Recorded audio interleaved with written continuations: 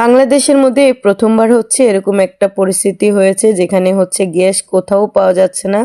আর gas না পাওয়া গেলে মানুষ কিভাবে খাবে, আমি শুধু সেটাই চিন্তা করতেছি। আমরা যারা হচ্ছে আমরা যারা হচ্ছে গ্রামে থাকি তারা তো কোনোভাবে না মাটির চুলাতে রান্না করতেই পারবো, কিন্তু যারা শহরে ফ্ল্যাট বাসাতে থাকে তাদের কি হবে, আমি শুধু সেটাই চিন্তা করতেছি। ইদানিং আজকে কয়েকদিন ধরে হচ্ছে গ্যাসের এত বেশি প্রবলেম হয়েছে যে আমার বোনেরা কিংবা অনেক মানুষ হচ্ছে দূর দূরান্ত যেয়ে ঘুরে আসতেছে, কেউ গ্যাস পাচ্ছে না। মানে গ্যাসের কি হয়ে গেছে কেউ জানি না। আমি চিন্তা করতেছি আমার কি হবে, কারণ আমার গ্যাসটা হয়তো আর 2-1 দিন যাবে, তার মধ্যেই শেষ হয়ে যাবে, যদিও আমার মাসে 2টা করে গ্যাস লাগে। আর মাটির চুলার ব্যবস্থা আসলে আমি কখনো করি নাই, কারণ আমি মাটির চুলাতে রান্না করি না।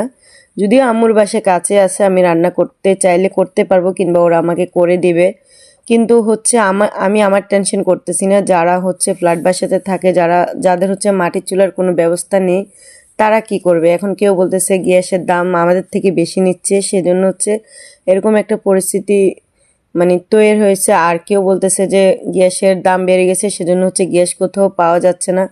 আচ্ছা, এটা কি কোনো মানে কথা হয়? মানুষ সব কিছুর কষ্ট করতে পারবে, মানুষ না খেয়ে থাকতে পারবে বলেন?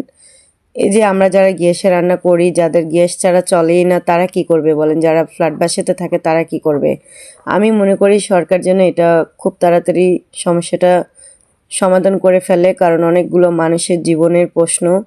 যদিও অনেকের মুখে শুনতেছি এটা ঠিক হয়ে যাবে, জানি না কবে হবে। আল্লাহর কাছে দোয়া করি যেন এটা খুব তাড়াতাড়ি ঠিক হয়ে যায়।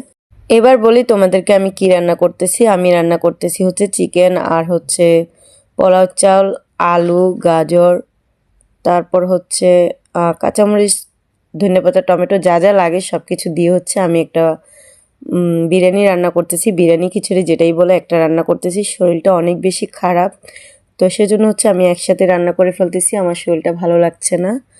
এখানে খুব সিম্পলভাবে রান্না করতেছি। যদি মানে আলাদা আলাদা রান্না করতে যাই, সাদা ভাত রান্না করতে যাই, তো একটু তরকারি মরকারি ঝামেলা হয়ে যাবে, 2-3টা আইটেম রান্না করতে হবে, সেজন্য একসাথে একটাই আইটেম করলাম। তো এখানে হচ্ছে তোমাদেরকে পুরো মানে রান্নার পরে যে প্রসেসটা সেটা দেখানো হয় না, ডাইরেক্ট খাওয়াতে চলে আসছি।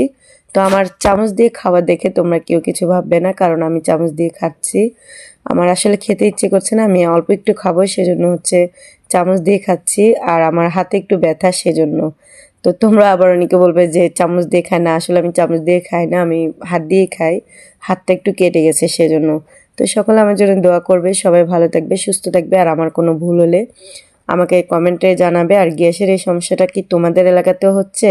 তাহলে অবশ্যই কমেন্ট করে জানাবে কার কার এলাকাতে হচ্ছে, কারণ আমার মনে হয় যে আমার চট্টগ্রাম এলাকাতে হচ্ছে। যদি অন্য কোনো এলাকাতে হয় তো সবাই কমেন্টে জানাবে।